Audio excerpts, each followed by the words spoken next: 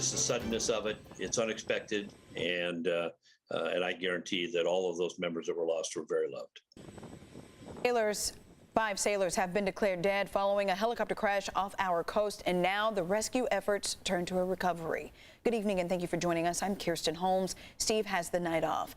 The crash took place Tuesday during what the Navy described as a routine flight operation on the USS Abraham Lincoln.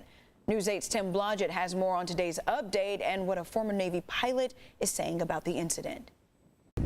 The search continues for 5 missing sailors off the coast of San Diego, though the mission has changed. The United States Navy has declared all 5 sailors deceased, and the rescue mission is now a recovery.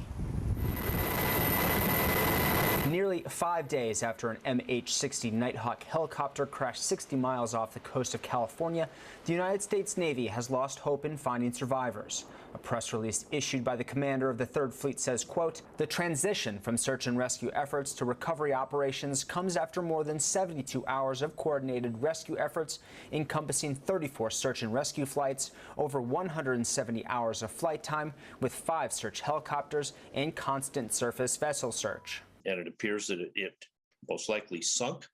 So it's somewhere on the ocean floor now, and hopefully we can recover the fuselage of the helicopter, with the service member. Jim Kidrick is a former Navy pilot and president of the San Diego Air and Space Museum.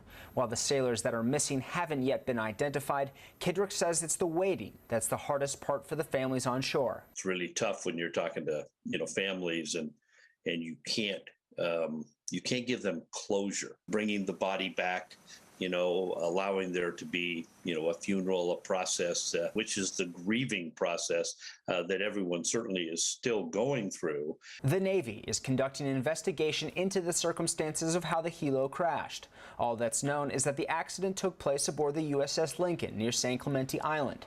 And according to Navy officials, the helicopter was operating on deck before crashing into the sea. 1 sailor was rescued and 2 others were hurt.